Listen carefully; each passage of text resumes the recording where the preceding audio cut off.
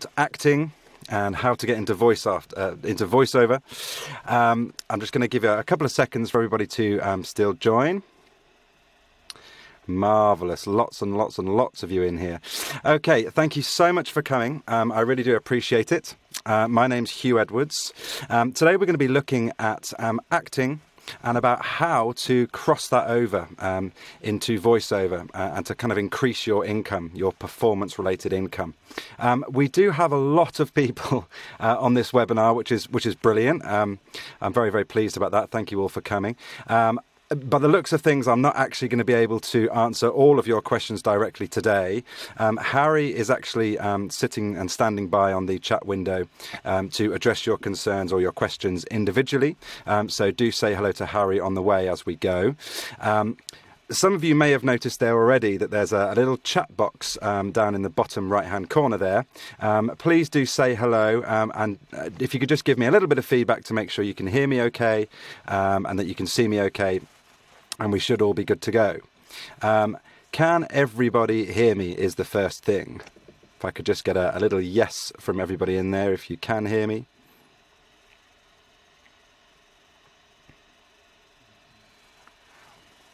And then we shall begin.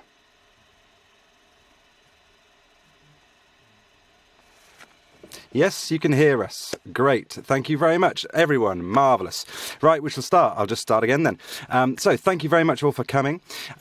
We've got a lot to get through today, and we should be able to get everything done within the hour, if not just slightly over that. We have a lot of slides to go through. You don't really need to take notes today. We're going to give you the slides at the end of the actual webinar. So if you can actually just sort of pay attention to what we're doing on screen, that'd be great. And as I say, we'll give you the slides at the end. Great. Okay. So let's get into the actual content itself. If you could bear with me just 1 second.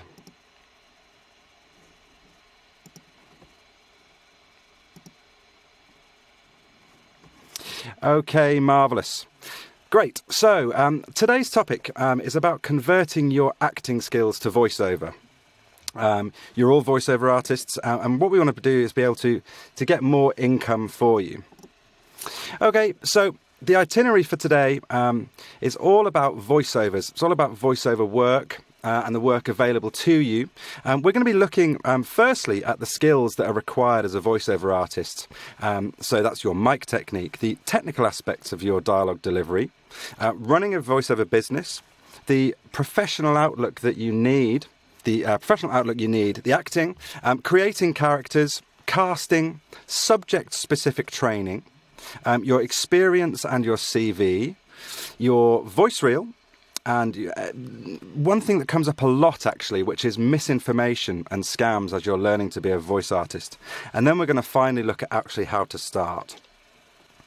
So we're then going to have a look at illustrating the skills that you have as actors versus the skills that you need.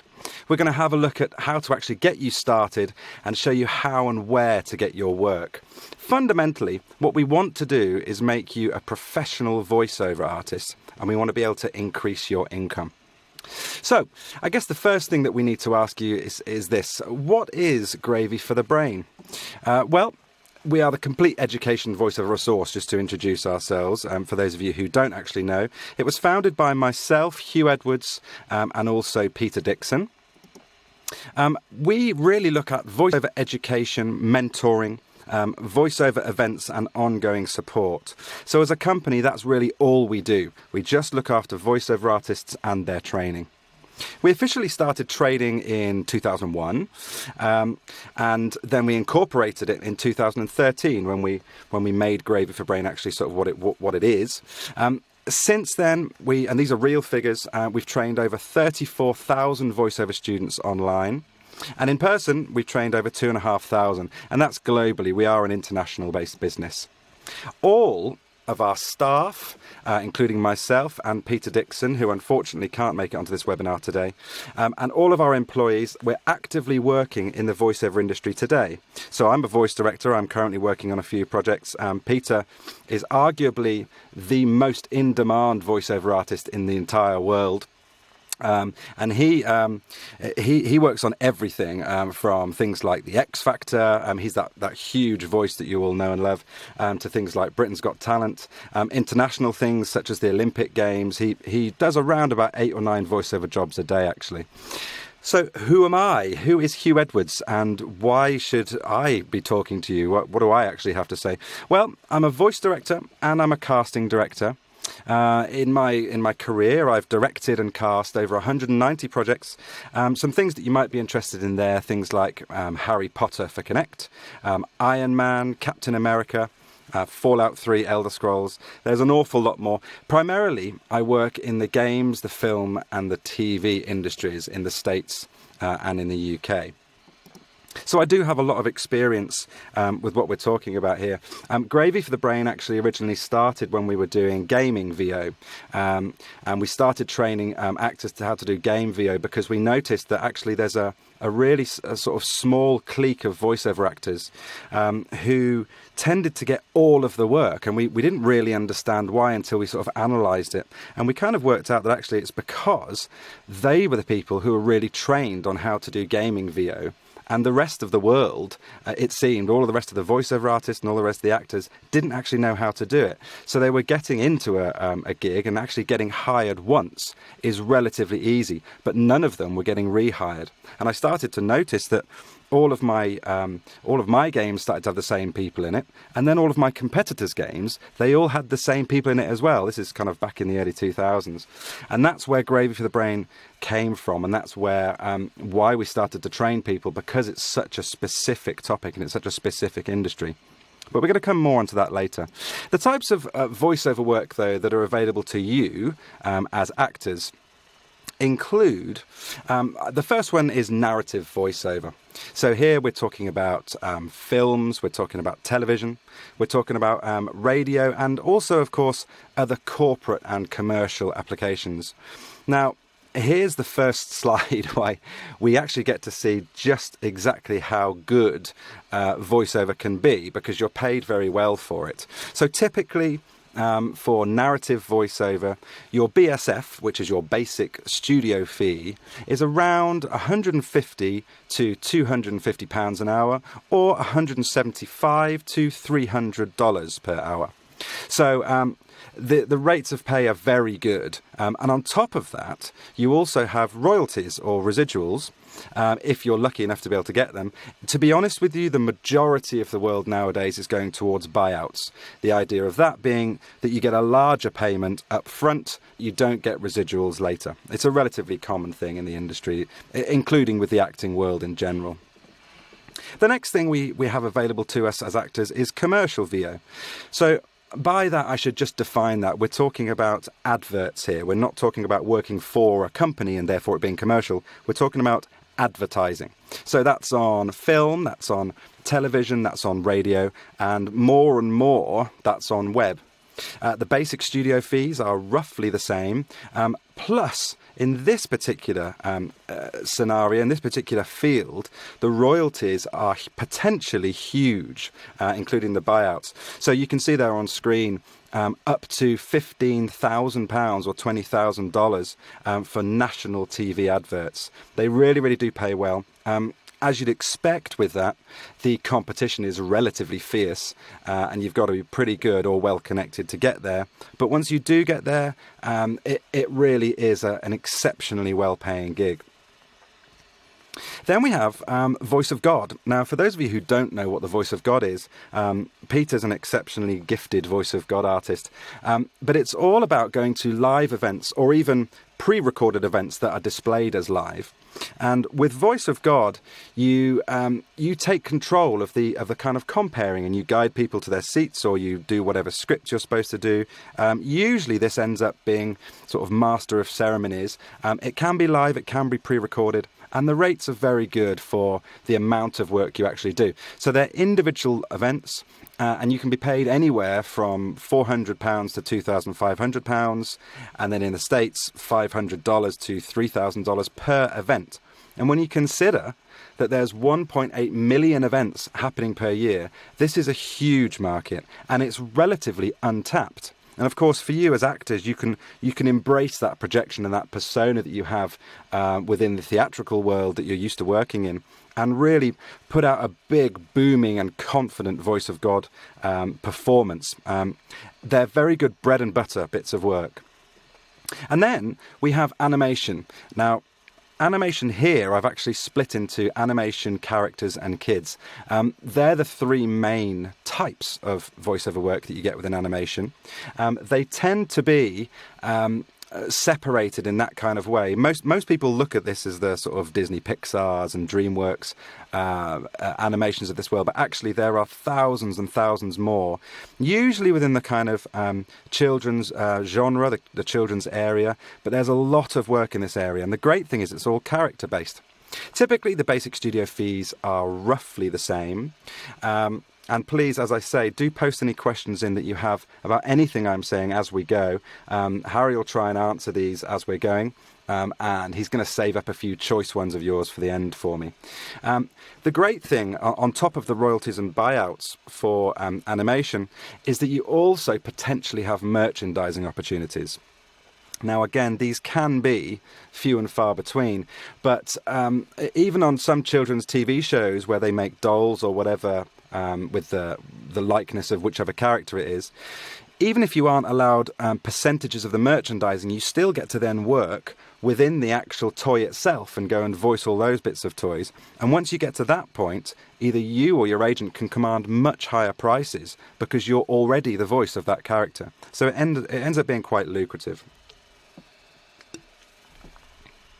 Another one of the... Excuse me, I'm just taking a drink there. Another one of the really popular genres, especially popular with actors actually, is audiobooks. And audiobooks are a really lovely genre within the voiceover industry because it's good, steady work.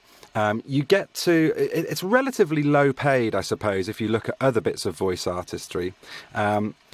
Typically kind of £600 to £1,500 per book, or $800 to £1,700 per book. Obviously, as with all voiceover, this goes up if you're slightly more notorious, or if you're a little bit more famous, and people want to hire you because of your name.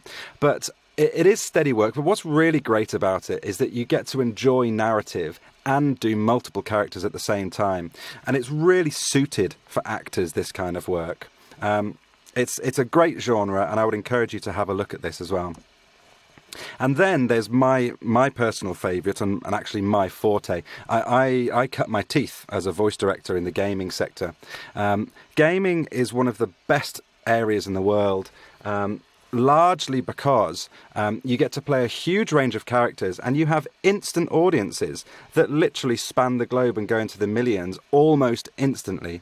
The other thing about gaming is that you very quickly get to the point where you end up getting fan mail. You know, it's just as big really as television. The UK industry of gaming is worth over $2 billion a year now, which is rapidly catching up with the film industry. And there are thousands of games per country developed each year. There really is a lot of work. And if you think that within those gaming areas there might be 40 or 50 characters per game, there's a lot of work to be done there. Typically, though, the basic studio fees are around the same kind of mark, sometimes ever so slightly more. And you do get to play a lot of characters. Then there's the probably a little bit more grey, I suppose, perhaps not quite so interesting world of the corporate sector. Now, your basic studio fees are around about the same. The main difference here is that you don't tend to get royalty buyouts or usage fees with corporate. So, you know, I mean, you might be talking about, I don't know, how to create threads on I don't know, golf cart wheels or something equally as dull. But actually it's steady work and it pays the bills. And once you get in with a good couple of corporate clients, you can end up, you know, getting 3 or 4 jobs a month with them. And then you end up getting 3 or 4 clients, and all of a sudden your mortgage is paid for, and, you know, your main source of income is paid for just on a few corporate clients. It really is a very useful area of the industry. Might not be super exciting, but it is very useful. And then something that as actors you may be familiar with, and this is the film and TV ADR and looping.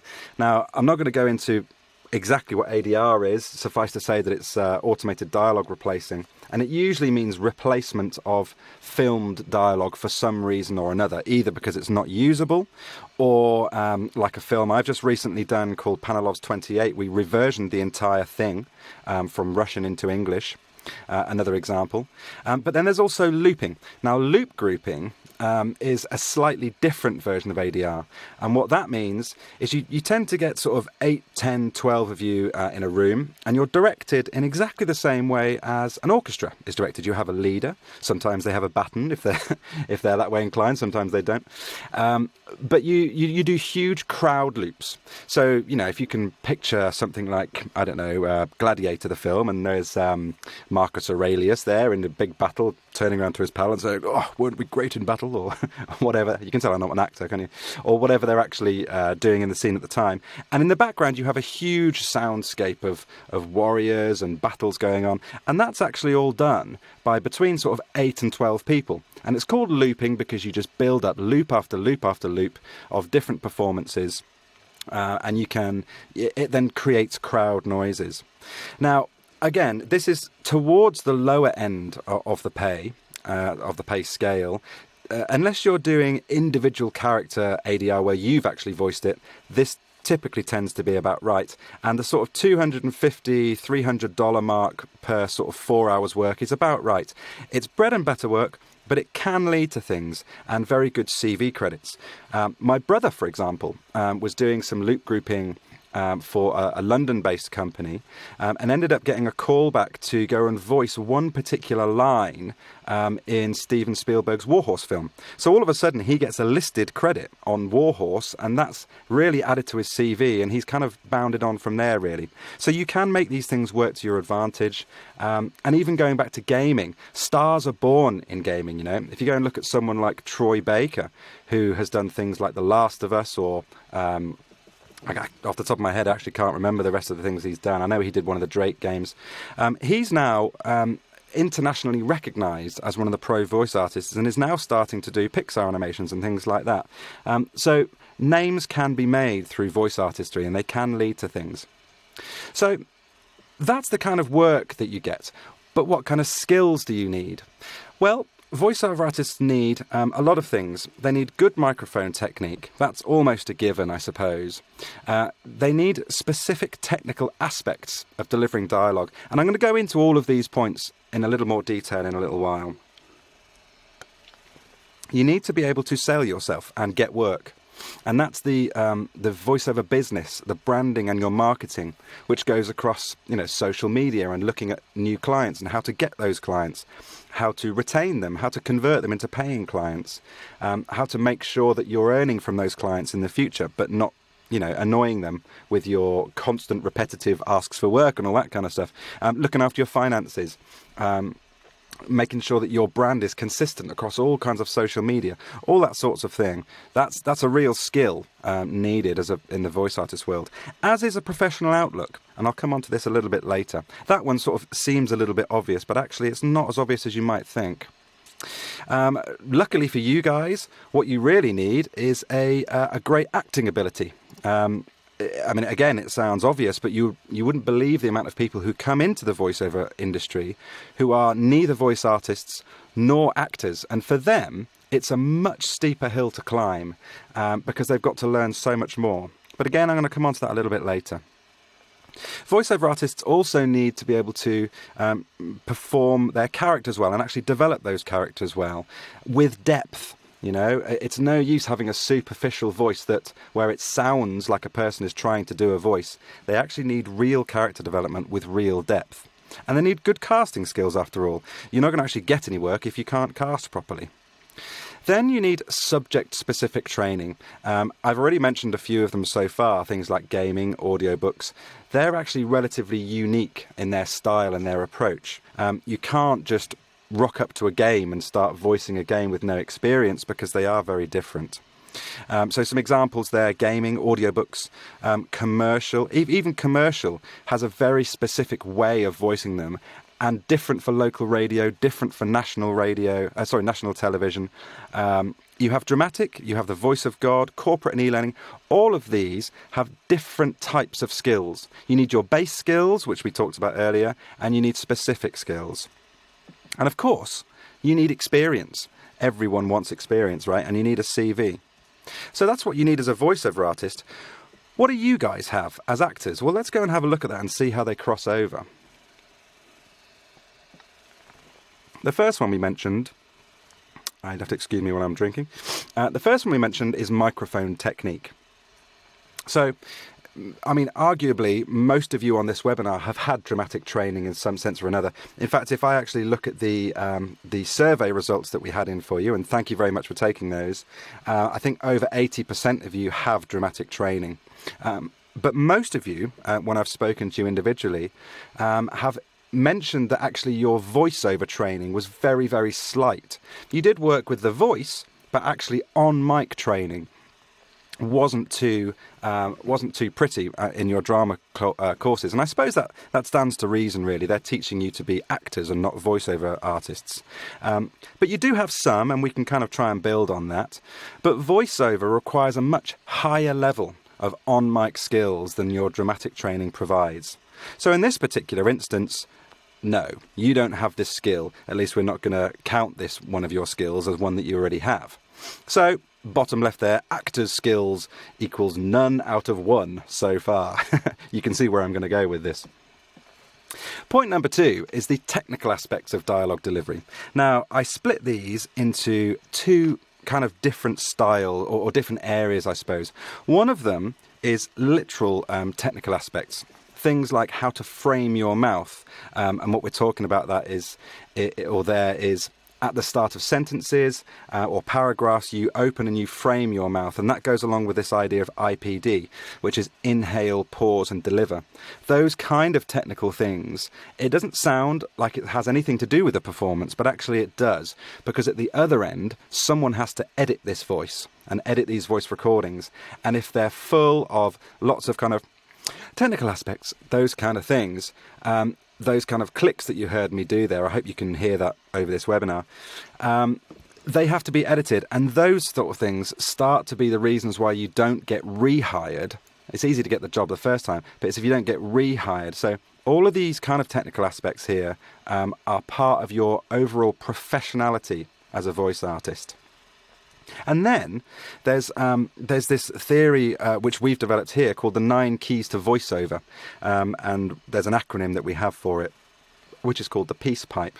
Now, at the end of this, when we give you the slides, we'll also give you a one-off worksheet, which is the 9 keys to voiceover, so you can have a look at them.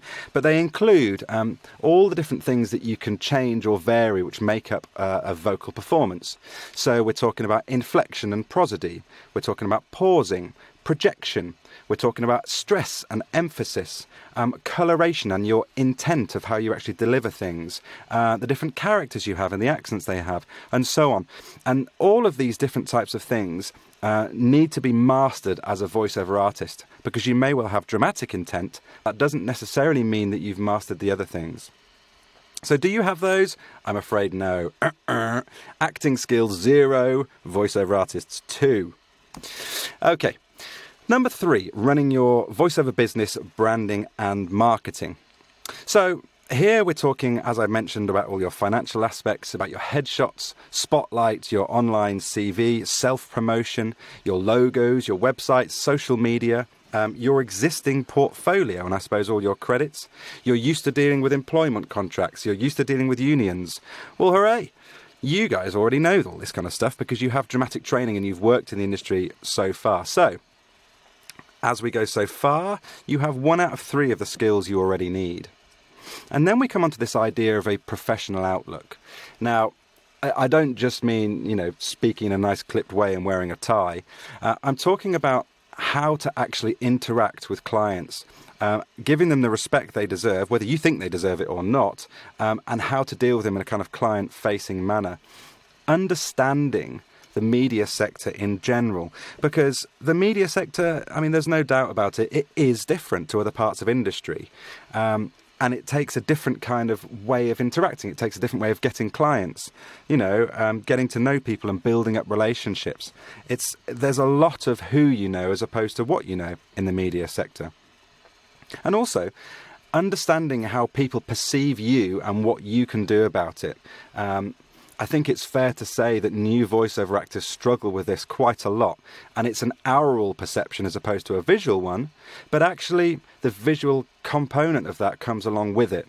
So, this goes back to your branding and how you actually look, because people buy kind of images and dreams and thoughts. They don't buy an individual or one particular service. No one goes out and buys, a drill because it's got certain aspects to it. You buy it because of the idea of what it's actually going to do for you. But also understanding how to present yourself to that kind of media sector. And yep, as actors, in your dramatic training and your experience since your training, you know how to do all this kind of stuff. 2 out of 4 for you actors. We're getting somewhere. And now, this one is a bit of a fait accompli, I suppose. Great acting skills. So we need to know how to act. I dare say you know how to do that. As actors, you know already how to deliver with dramatic intent. You know how to carry your voice. You know how to breathe life into scripts. It's one thing, that old kind of cliche of, you need to lift it off the page, darling. You guys already know how to do that. And again, it's something that voiceover artists, when they're starting out, if they don't have dramatic training, they struggle with. And how to interpret scripts. How do you look into a script and see where the depth is and actually find the key messages in the script or the clues in the script that give you information about the character? If you've ever done, well, which you probably all have, investigations into the character, you know that half of the time, the main bits you get from the character and how you develop it is from the script itself. And again, a lot of voice artists don't get that. There's much more about it. Obviously, I've just, I suppose, summed up 3 years of dramatic training into 4 bullet points, which is perhaps a little unfair. But you get the point. You guys know how to act. Yes, you get a tick. Good. 3 out of 5 already. We're doing well. And then we know as actors about how to create characters with depth. Now, when we're at Gravy for the Brain running our mentoring service that we run, essentially the idea is that our voiceover artists who are part of our membership, they go to our script library and they download loads of voiceover scripts, and then they record these scripts and they get sent back to our team of mentors who are all, professional working in the industry. And we comment on them and we evaluate them. And one of the most common themes that we find with new voice artists is that they tend to sound like they're trying to do a voice, I suppose, and it goes into the overacting component as well, and they've done no backstory, they've got no depth to these characters, and because of it they don't sound real. So it takes, I feel that it takes dramatic training of some kind to be able to get that kind of things, and the ability to evaluate the hows, wheres and whys and whens of that character, even if it's just from the script that we were talking about earlier on. Usually with most character-based stuff, you do get hints of what's actually, where the character came from, but making that your own, understanding where that character comes from and giving him some kind of depth is actually quite hard for non-dramatically trained people. But it produces true believability and depth, and that's what we're looking for. It almost doesn't matter what you sound like as a character, as long as it sounds completely real. Again, I'm I suppose, verging on the area of going into acting cliches, But you get the picture of what I'm saying. So, yeah, that's a big tick. You guys have these skills already. You know how to do this. It's 4 out of 6 for you. And then the ability to be able to cast properly. Now, I suppose for those of you on this webinar who are either still in dramatic training or who haven't really done much after their dramatic training yet, maybe you've been trained on the process but you haven't had a lot of experience about it. But you do kind of get the idea, even if you're still in training, that casting is a skill.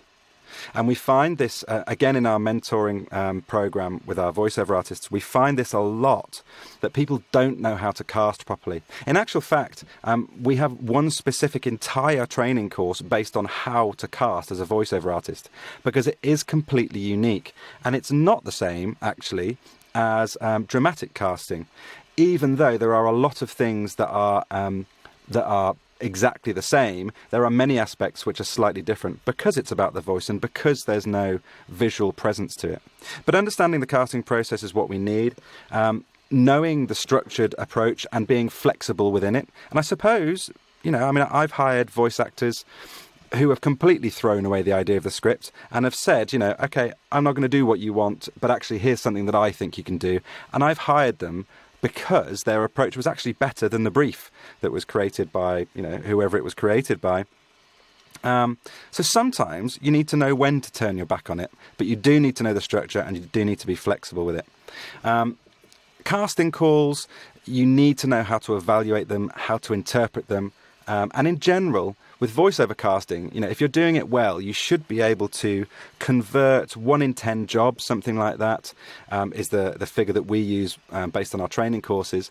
And you should be able to do, between, I suppose, 4 and 6 casting calls a day well over a period of sort of 2 or 3 hours. And understanding how to do that is a key part, because you're doing things relatively quickly. You don't have 2 or 3 weeks to think about this. You get a casting call, it's got to be in within 5 hours. It's generally how it works with the voice. But you guys, you're actors, you know how to do this, and you know how to cast properly already. Okay, then we get onto the subject-specific training, which I kind of mentioned earlier on. In that each distinct area of voiceover, has very specific techniques. So with gaming, for example, I estimate, based on the amount I've done, I estimate that more than 50% of the approach is very specific to gaming about just the actual voiceover techniques. So there are things called NSV, which is an acronym for non-scripted vocals. So, for example, being able to pull yourself up a cliff. So that would be like a type of noise if you were, Lara Croft pulling yourself. Well, actually, that'd be a bit manly for Lara Croft, wouldn't it? Let's say Drake pulling himself up a cliff or onto a railway sleeper or something like that.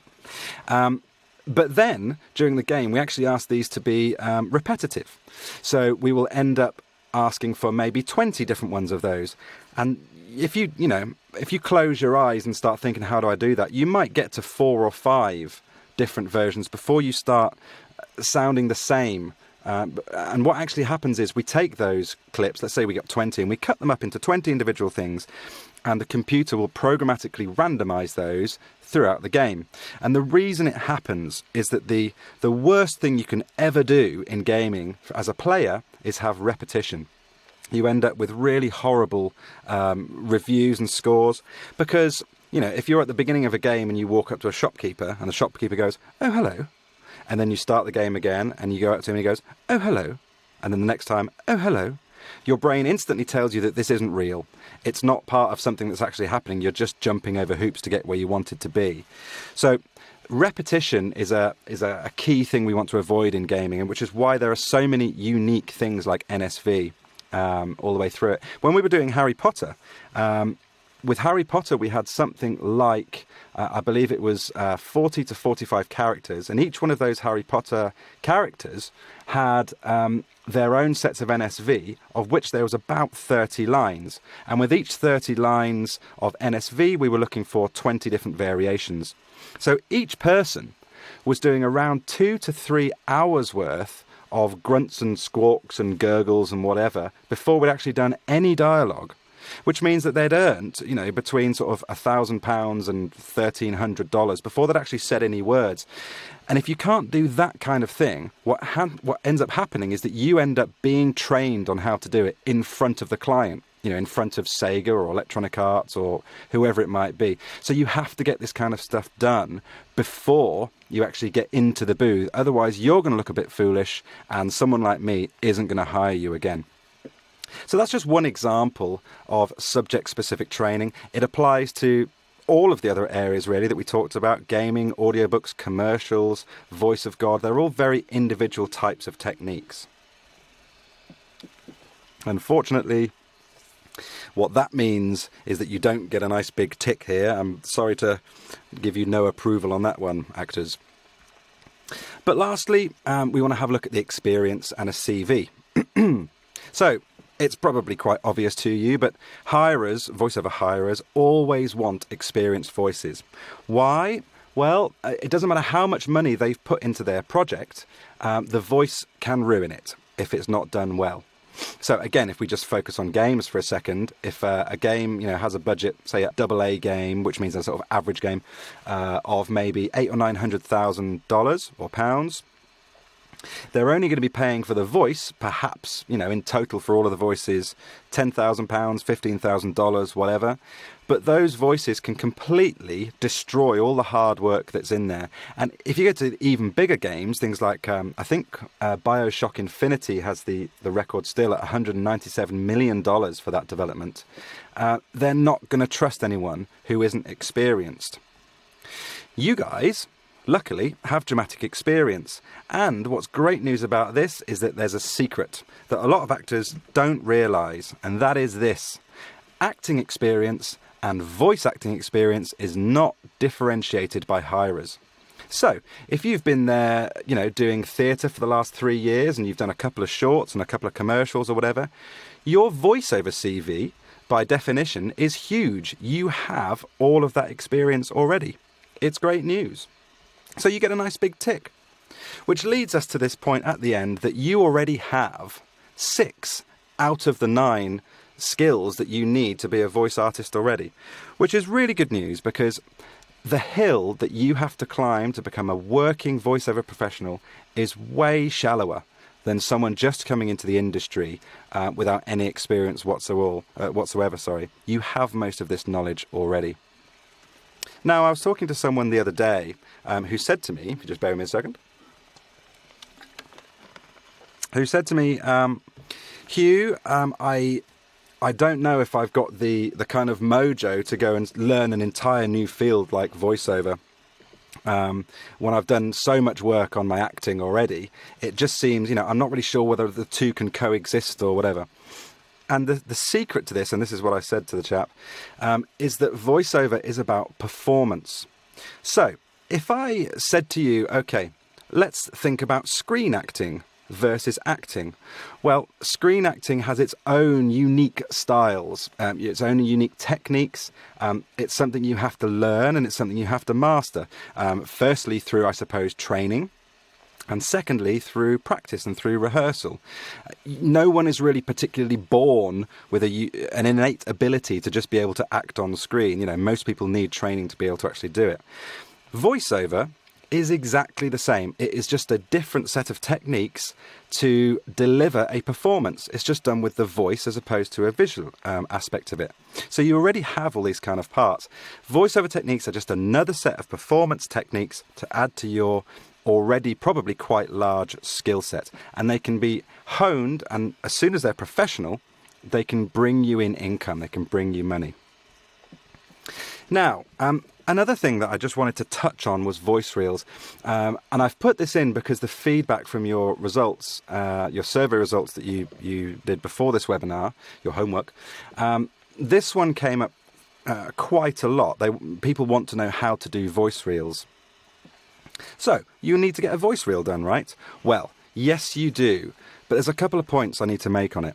Firstly, voice reels aren't the same as film-based show reels, and if you take out the obvious bit, as in that it's just aural and not, a visual thing, voice reels, we tend to call them demo reels in the voiceover industry as opposed to voice reels, but voice reels have a unique structure and a unique approach to them.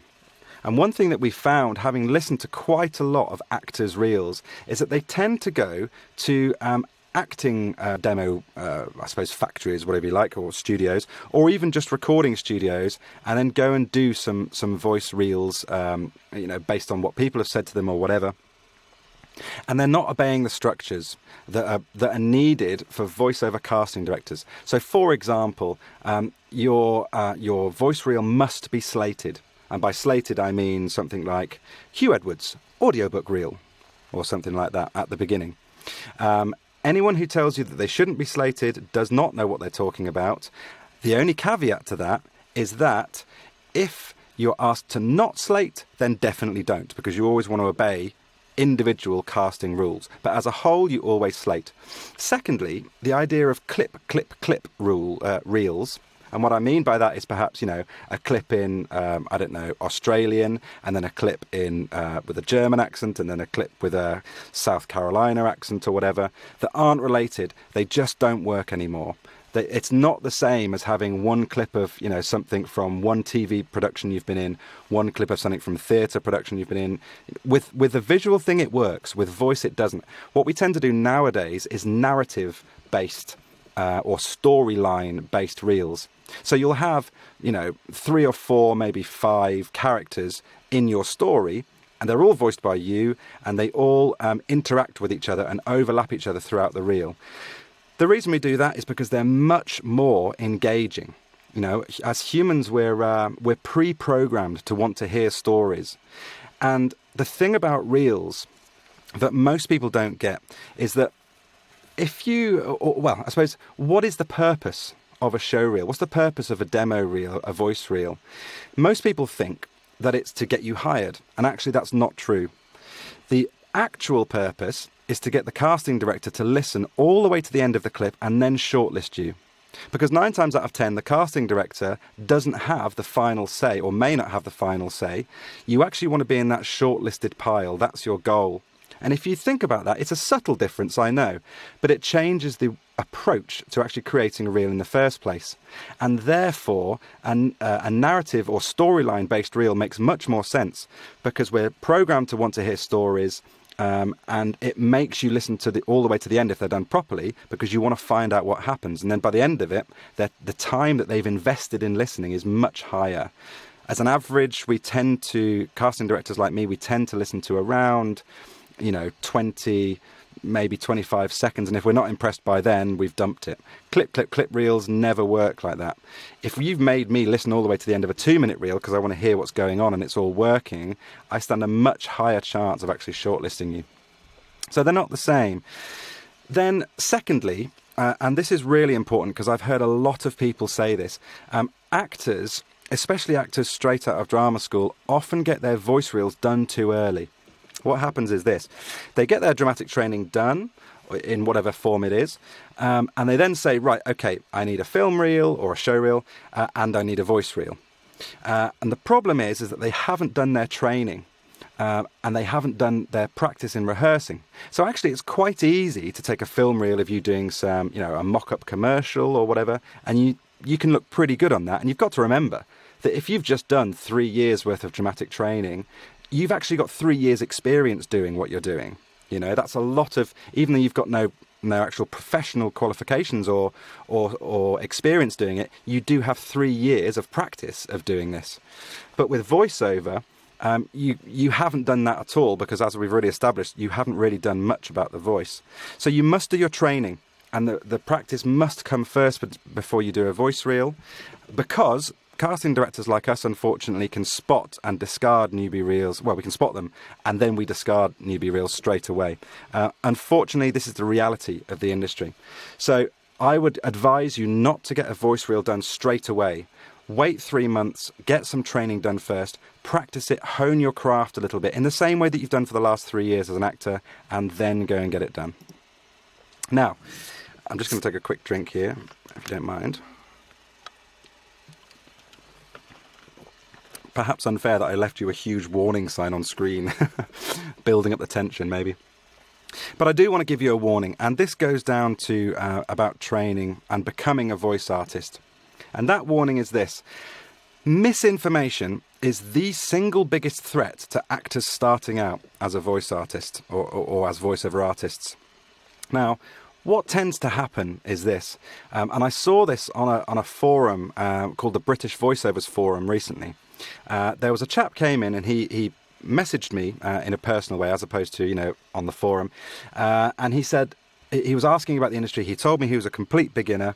and he didn't really know what he was doing. He was asking for some advice, which I of course gave him. And then I saw him commenting on a thread about, I think it was about microphones or audio interfaces or something like that, which he then started talking about as well. And he gave an opinion, and he took something that someone had said which was actually incorrect. And then on a different forum, I saw the same guy posting and giving factual information about a microphone, which was actually wrong. Now, this is just one small example of this, but that particular actor did not have the breadth of experience to look across the whole industry and see actually what was the truth of the situation. And in this way, I suppose actually it's because voice artists are maybe so enthusiastic about their craft and they want to be involved in it, and actually there probably are a lot of situations where the information is right. The problem is you can't tell. So in this situation, what had happened is you've got this misinformation and it spreads everywhere.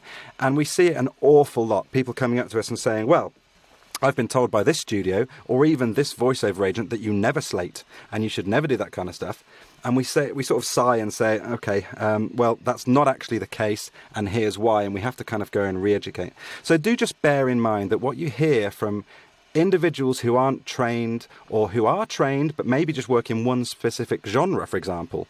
I know another one where where a lady was who works in local radio imaging, and she was giving advice which was right for her subject area, but which was wrong for gaming, for example.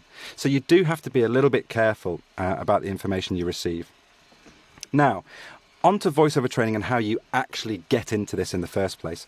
Your voiceover training and your and actually getting work go hand in hand. I've mentioned our mentoring area before, and in there we actually help our students get work and go and find it. Sometimes it's based, because it is specific to each individual, like so many things. And sometimes we actually advise that they don't go for certain agents or certain pay-to-play sites or certain subscription areas or whatever. But we do encourage people to go for the ones that they're good for, that their voices suit. Otherwise, people end up wasting a lot of time. So the two goes hand in hand. So we've broken it down like this. To be successful, today's voiceover artist needs to be a great voice artist. Well, that's kind of a given. They need to be able to run and manage a home recording studio, because in the entire world, nearly 60% now of voiceovers are recorded in home studios. And before you kind of look at your dog or your screed or your cat whoever's in the room and go, well, I can't do that, I just don't have the money. In actual fact, it's much cheaper than you think, and you can get a good home studio set up working and sounding professional for around about £200 UK or sort of $300 nowadays. Everything has come down. You probably already have a laptop or an iPad that you're watching this on, and you can just use that.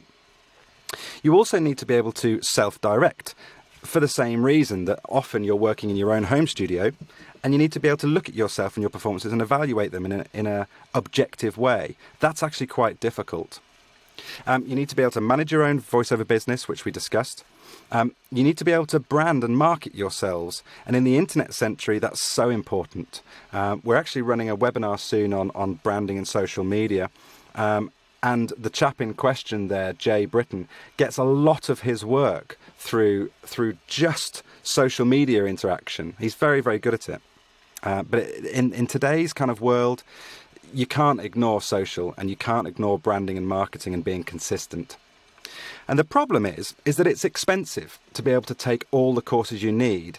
It really is. You know, you'll go and do one workshop and someone will charge you, £200, $250 for it. And then they'll upsell you another one, and that'll be on a different topic. And before you know it, you've spent $3,000 or $4,000 on just taking workshops without any backup and assistance. And what we've found, unfortunately, I guess this is maybe one of the negatives, is that industry-wide, voice artists are being ripped off and taken advantage of, especially the beginners. And the main unfortunate reason for that is that beginners to the voiceover industry don't know what they don't know, and so they're especially vulnerable. In fact, we've actually just finished a complete webinar series on how to stop getting ripped off as a voice artist. And we believe in that so much that I did 6 of them in 2 days, much to the disgust of my wife, because I was up at kind of 4 or 5 in the morning doing them for Los Angeles and that kind of time as well. So you do have to be careful. And we've also found that there's very little ongoing support for the professional and expert level voiceover artists. Most importantly though, everyone's different and everyone learns in their own unique way. So if you cut to our business, Gravy for the Brain, about a year ago, we decided that we were going to start doing things differently, and we decided to build our version 3 application, which is kind of an all-encompassing voiceover education application. And we came up with some specific briefs for it. The first one was to learn everything that an actor needs to know. They must have access to everything. It sounds obvious, but we needed to write it out. Our entire system must be completely inclusive for everybody, because there's far too much of this whole go and buy one course and then give us more money for this and give us more money for that. It's just completely out of order. And it must be affordable for everybody, not just for the rich. Because if you go back to the example I was saying, you kind of have to have money already to be able to go and take all those courses if you go for the workshop option, which means that your average Joe can't afford to do it. And it's a bit of a chicken and egg situation. Obviously, we wanted only the best information from the best talent across the world to be included in what we do. And then we thought that version 3 must allow each actor to learn the art of voiceover in their own unique way, because as I've said, everyone's different. And it must cater for all levels from novice to expert, work on all platforms as you'd expect. But this bit's important. It must be simple to use and guide the actor through the learning process of voiceover acting, and therefore to the position where they're ready to do work, which we then would help them with. So it makes me smile every time I see this. I was sort of giggling to myself in rehearsal earlier on. But we did it, and it took us a year of planning. It took us 6 months and a complete team of 8 to actually build this lovely little monster that we've created. And we've done version 3. And what version 3 gives you is absolutely everything that you need to train in voice artist, training as a voice artist. So what is it? Okay, well, version 3 is the complete education resource. You get access to all 12 of our professional certificated voiceover courses. I'll go into depth in what they are at the minute in a little while, but there are 12 of them. So voiceover for beginners, to casting, how to cast, how to do and approach your own demo reels, because you don't have to spend $500 to do these reels. You can do them on your own just as easily. How to set up a home recording studio, how to do the subject specific things like gaming, and how to do audiobooks, how to do commercial voiceover, how to do voice of God. I'll come on to them a little bit later on. That's over 90 hours worth of content, by the way. Then we have unlimited one-to-one voiceover mentoring. And I think this is kind of the pièce de résistance, really, the secret to our success at Gravy for the Brain. And I hinted at what it is earlier on, but we have professional mentoring, and this is on a daily basis where you come to us, we talk to you, and it's a backwards and forwards thing. And I said this the other day, it then becomes like a symbiotic relationship where we're working together over a period to actually get you trained up and working properly. We have that for voiceover mentoring. We also have it for business mentoring, and we also have it for home studio mentoring, because we very much realise that a lot of actors aren't actually technically competent, or they consider themselves technophobes or whatever, and we help them with that. We also do webinars. We do 3 a month, and as part of our membership you get free tickets to any voiceover webinars we do, and we record them all. So you get free access to all of the webinars we've ever recorded, and that is over 150 hours worth of content. There's so much in there. We also do social events, and these are really good fun because you can come down and meet Peter and I. We get a little bit of subject-specific training. We have a couple of glasses of wine, and we usually get agents down there or some hirers or whatever, and you can kind of network with them and ask questions in a face-to-face way. Voiceover drips is one of my favourite things. This took us ages to develop, but it's a revolutionary new educational system, and it's all about giving you an overview of an entire subject area over, whatever it is, 10, 15 days worth of email campaigns, because usually there's so much. So with the home recording studio drip, for example, it'll tell you in one broadcast about microphones, in the next one about cabling, which is really boring, in the next one about audio interfaces, in the next one about voiceover software and how and which ones to choose, and so on and so forth. So they're very, very handy. And this was what I was talking to you about when I mentioned a kind of guided approach. So we have this thing which is called a VoiceOver Career Planner, which automatically updates as you progress. Now, what that does is it gives you 15 or so questions, and it works out what you need to be able to do to be able to get as where you need to go to as a voice artist. So most of you, for example, have dramatic training, so you probably wouldn't take our character acting course because you've probably done your naturalistic and your expressive types of acting, so you don't really want to go and revisit that. But it will go and then put you into audiobooks if you haven't done it, or whatever. It's the great bit about it is that it's individual for you. It's individual for you and your actual needs. We have just some other things here. We have a vast resources library, including scripts, home studio tests, and much more. We also have 15% for our members on any voiceover hardware. So that's microphones, audio interfaces, and we actually run that as a not-for-profit system. We don't make a penny on that, so that we can pass all of the discounts on to you. And if you're buying expensive mics, that really is worthwhile. And then any live workshops that we do, we stand by our word and we don't want to rip you off, so we give you 20% and priority booking on any live voiceover workshops that we do. So, what does it actually look like? Well, let's have a look. So, here's the interface. This is the Gravy for the Brain dashboard. I'm aware actually on this webinar that the frame rate is a little jittery. When you're looking at it with us, these turn over and flip in a really lovely little way. But we've got these little bubbles here. We have the Take a Voiceover course option. We have voiceover mentoring. We have business mentoring and webinars from the library. I'm just going to go through a few of these. We have some other stuff in our events calendar. And down the bottom here, we have all of the badges that you've earned from the courses.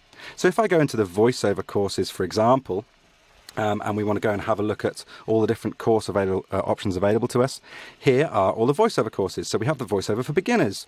We have the home recording studio. In fact, the voiceover for beginners is good because we have a UK version and a US version, as they are slightly different.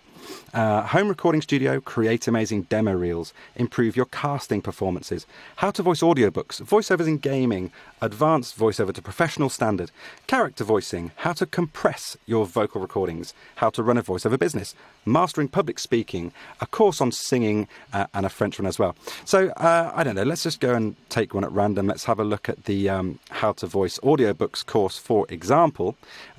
I've actually already finished this one, which is why I've got your printer certificate there. But we can go into any of these modules, and we can actually go and have a look at the course content.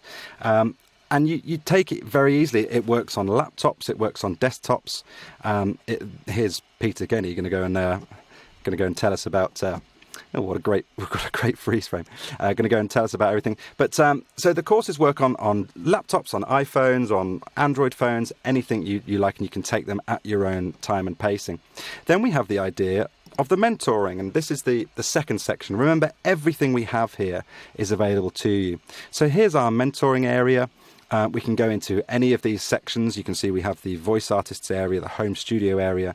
We have the business area down the bottom here, which is run by a genius that we employ called Gary Fox, who has worked for Microsoft and Dell and many others. We're very lucky to have him. And we can go and have a look at any of these threads that people post in. This lady is asking about microphones, and she's sent us in some clips. I've gone through and advised her on it, sent her back some screenshots and whatever. So it's a backward and forward symbiotic relationship, the mentoring, and it happens every day. We find it very useful.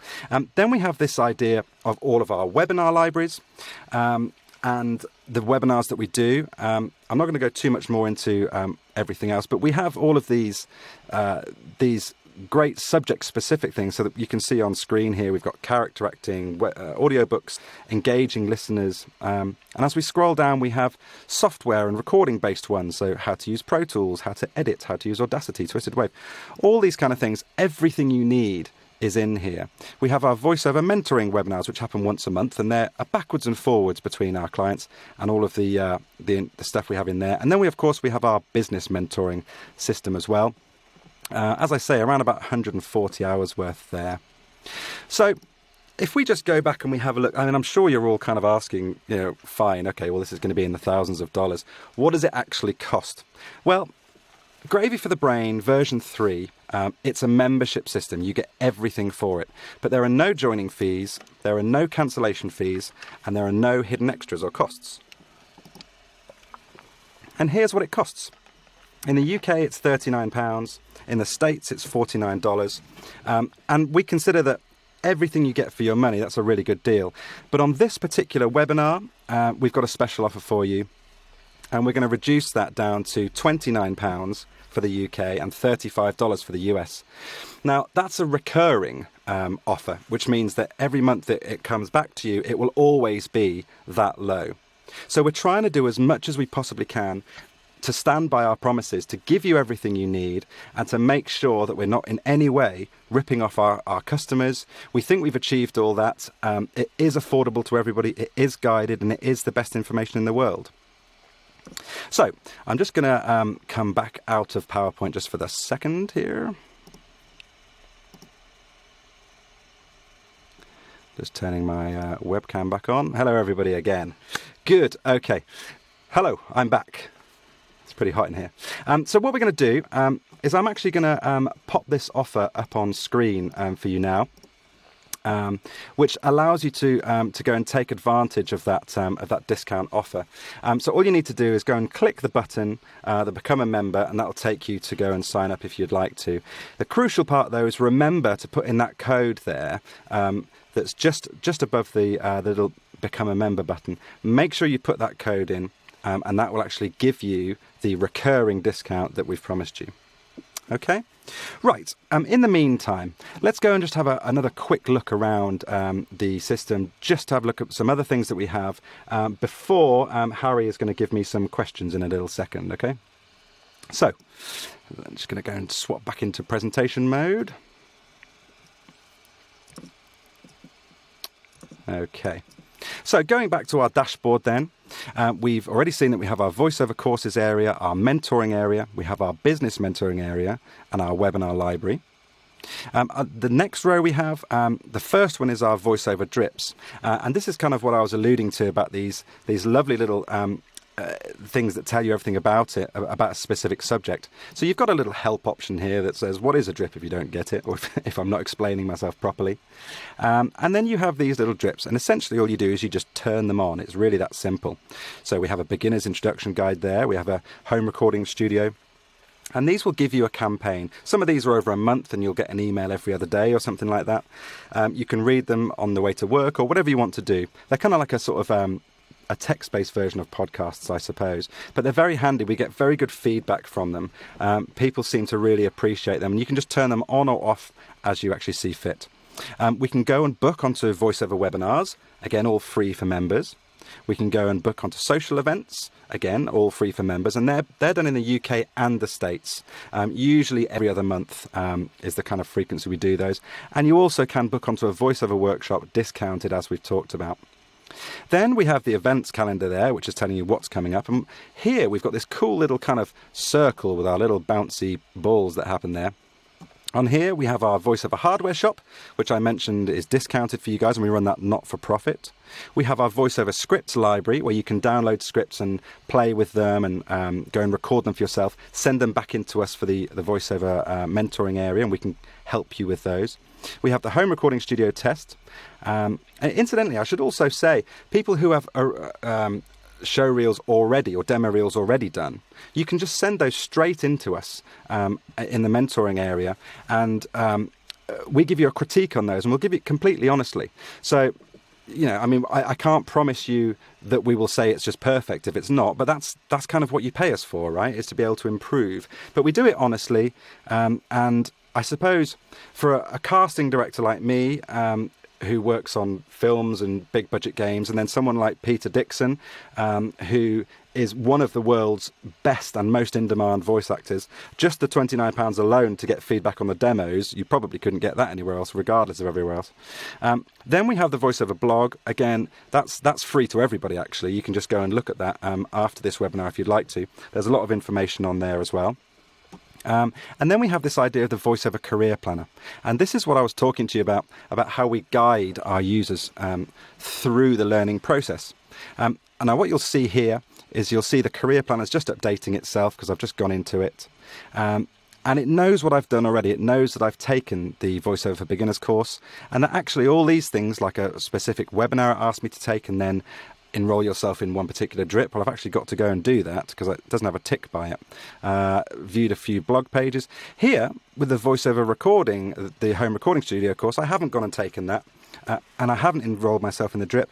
But what this means is that you have a guided way through. And we found that if before we actually had this feature, people were coming to us and going, wow, what a great amount of information, and then kind of doing nothing because there was so much of it, they didn't know where to start. And this gives you an automated way of managing your career, your training path. And we find that most voiceover artists in training get a lot more out of it this way because they're guided and you can see exactly where you are. And as with everything in Gravy for the Brain, when you come back to it, you can leave it for a week or a month or 2 months or a year. Everything's always remembers where it is. So that means your courses, the career planner, all that kind of stuff. Now, what I'm going to do is I'm just going to get questions from some of you now. So I'm going to go back and, if you'll bear with me a second, just get back onto my camera if I can. Okay, there we go. Now, Harry or Gary is going to ask me some questions. Okay, thank you. Great. Okay, so the first question comes in from Peter.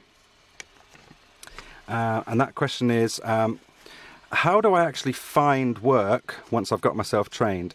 Well, that's a very good question. The answer to that is really dependent on you as a voice artist. It depends on what kind of skills you have and where you've actually focused your attentions. So, for example, with the gaming course, for example, if it's gaming you want to get into, that's a very different area to go and try and find work. So you would start looking at firstly, voice agents who work in gaming. Secondly, social media and online and cultivating your own work. A lot of that happens nowadays. I mentioned Jay Britton earlier on.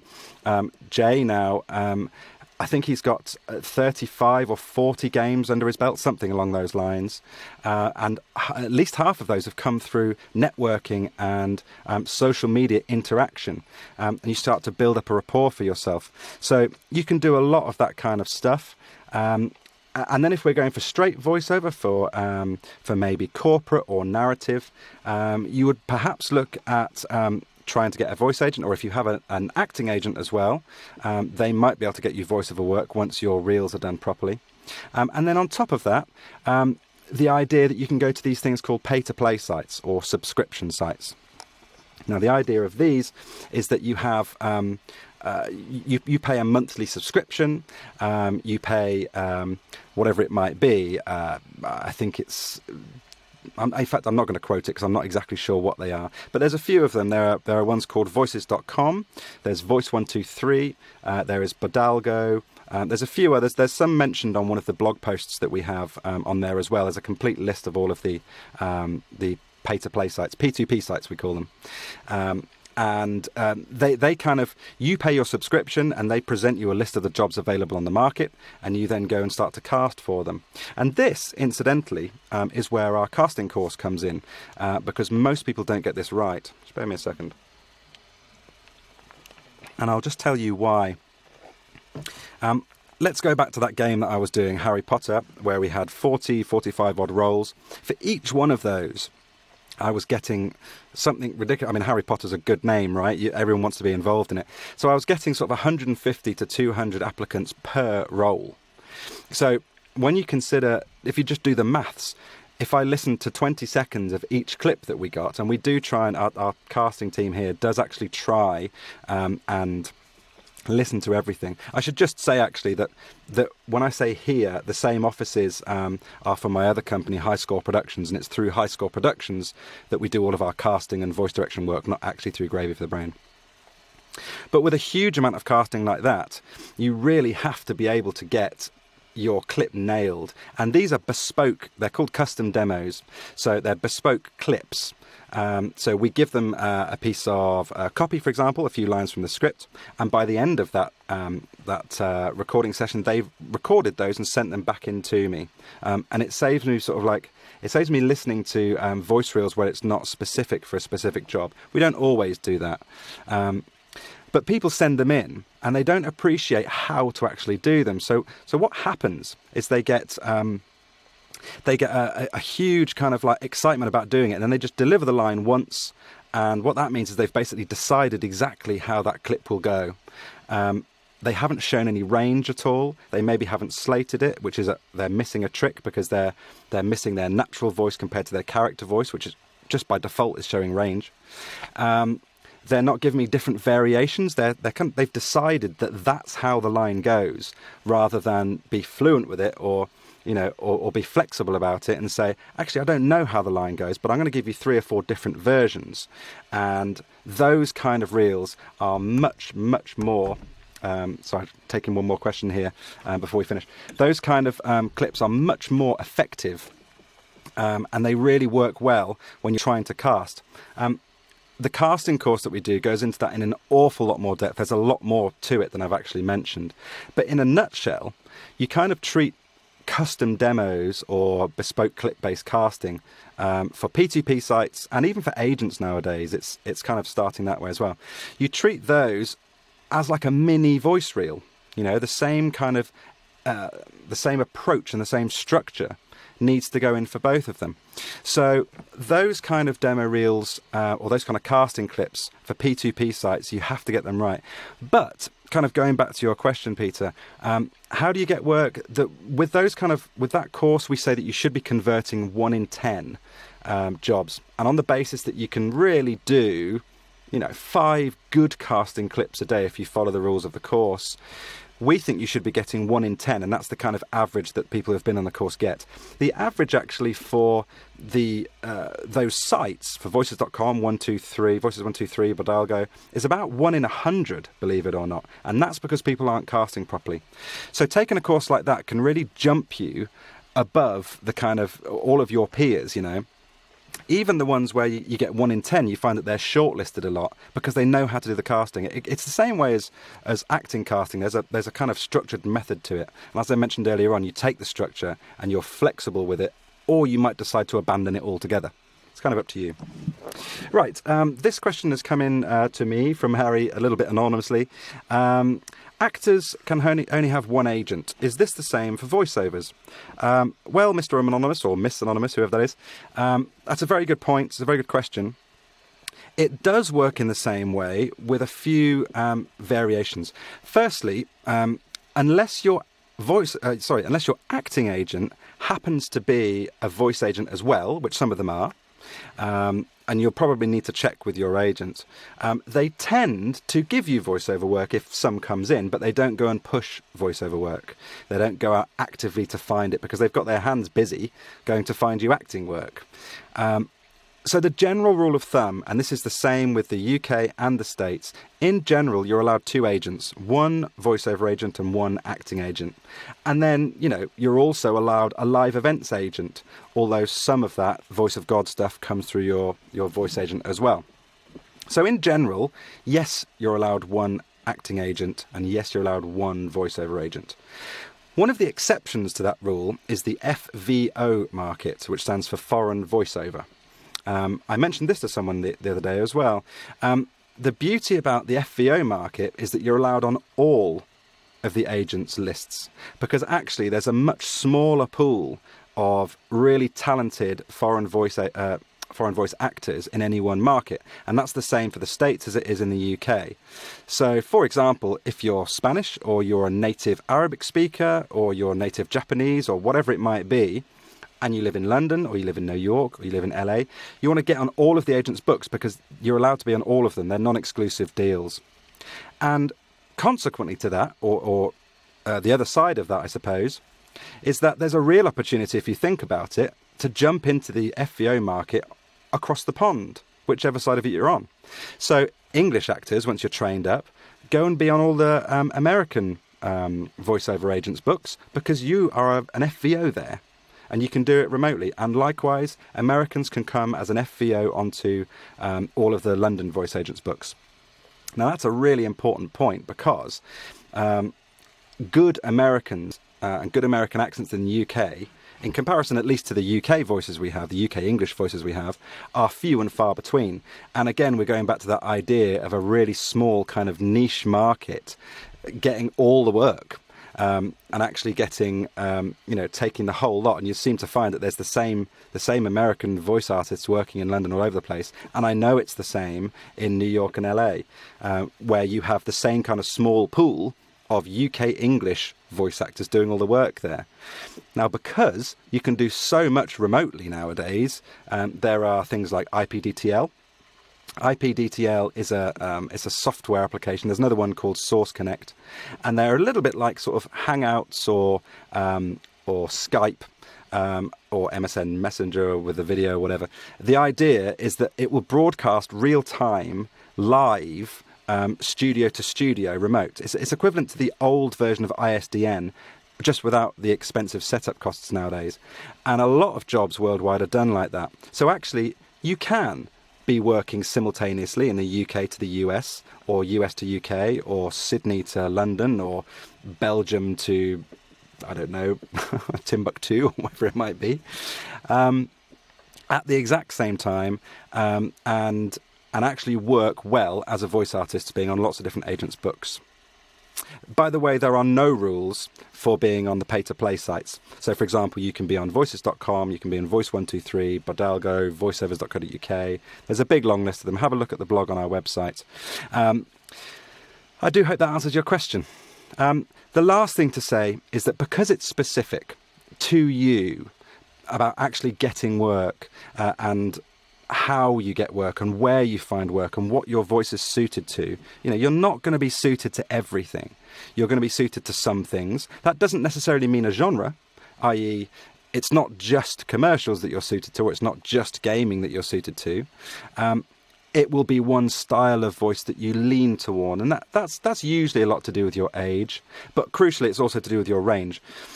But within that, unless you're suited to one specific thing, you should go for all types of voiceover, really, because it's a really huge market. For example, there was one lady I know in Holland, and she recently got, I think in over 3 or 4 months, she got something like 5 different corporate clients, and she's now doing corporate videos for them. And each one, she's earning, I'm not going to say what she's earning, but it's comfortably her own wage, and she only does like 5 or 6 hours a month for that. You could probably work it out. I'm not going to embarrass the poor lady by saying that. So you can get that kind of work. And then she turned around to me and said, well, I don't seem to be any work from commercials. And that stands to reason, because it's just more competitive. And she hadn't done any training in that situation. Same with gaming or whatever. But do go for everything.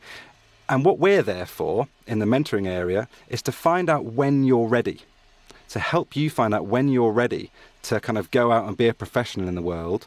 Because as I said, it's easy to get the first gig. It's really difficult to get rehired. And the reason we don't rehire a lot of people is because they're not as professional as their reels make out. So they've got their foot in the door. They just don't get our repeat business. So we help you find out when you're ready. And then we'll actually look at your portfolio, your experience, and we'll help you go to actually find individual streams of work where we think it's relevant for you. That's what we do.